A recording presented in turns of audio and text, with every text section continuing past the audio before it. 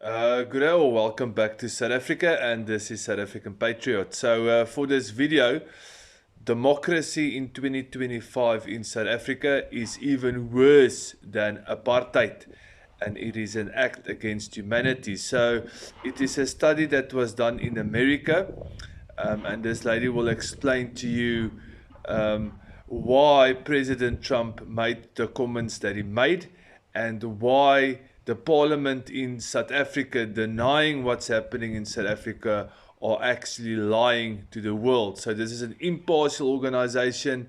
They are outside of South Africa, so they look at facts and they look at legislation regarding and pertaining to South Africa. Please like, share and subscribe and enjoy this video. Apartheid's successor. Despite castigating race discrimination as capitalism, as they did in South Africa when they said, let's get rid of apartheid because it's capitalism, the same people, the same opponents of apartheid, who are self-confessed supporters of communism, I showed you them earlier, standing under the hammer and sickle, suddenly they've done a complete about turn, and now they're enthusiastic supporters of race discrimination. How can that be? Supposedly, they were against apartheid because it was racial discrimination, but now they're very much in front of race discrimination. And so this is my argument, that equity is just apartheid, but with the races reversed. So what they're saying is, apartheid was wrong because whites were oppressing blacks. But equity, that's very good because now the blacks are oppressing the whites. That's their argument. You flip the races and suddenly it becomes a good thing.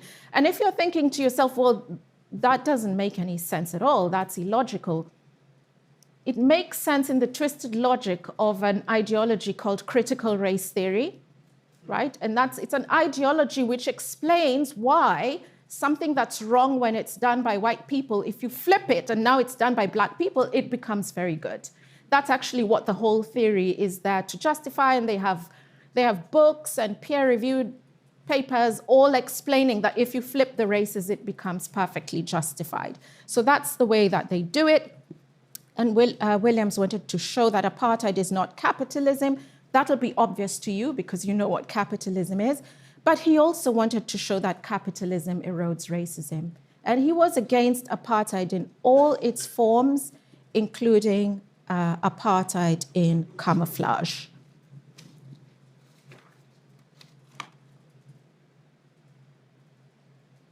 So one striking feature of Williams' analysis is that he's warning us to be cautious about apartheid in camouflage. He is not one of those people that says, just look at the label, and if it says apartheid, that means it's bad, and if it says equity, that means it's good. It's exactly the same thing. It is apartheid in camouflage, and he warns that we should be on the lookout for a pervasive system of legalized racial discrimination by whatever name called. You know, commies are very good at giving good labels to their schemes. So they'll have a pervasive system of legalized racial discrimination and call it social justice.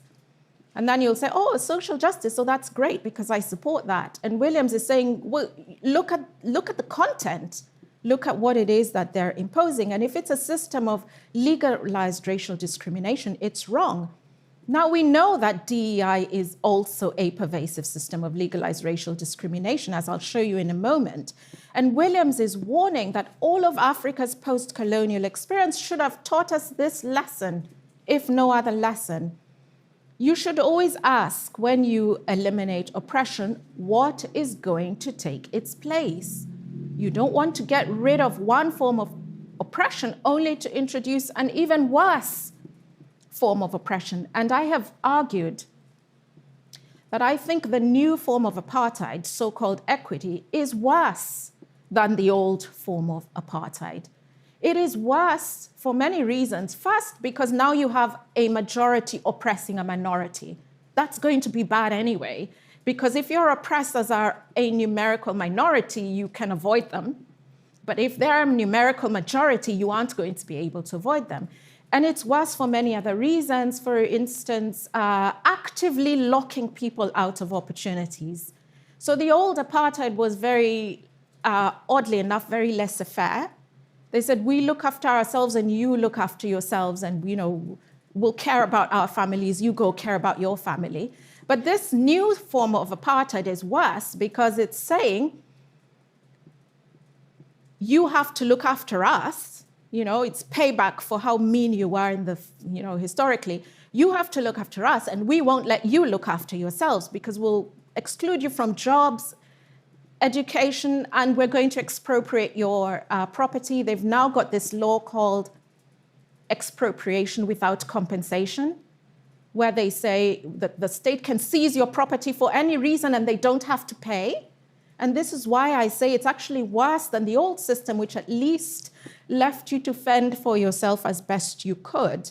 And so that's why I think that we ought to be against it. How do we recognize it? We look for restrictions achieved when one class of individuals acquires privilege through the use of state violence. Through the use of state violence, that just means the law. People often forget that law is backed by state violence.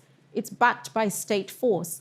Laws are not optional. Laws are not suggestions for what you should maybe be doing, because if you don't follow the law, the state enforces that against you. So using state violence to deny another class of individuals the right to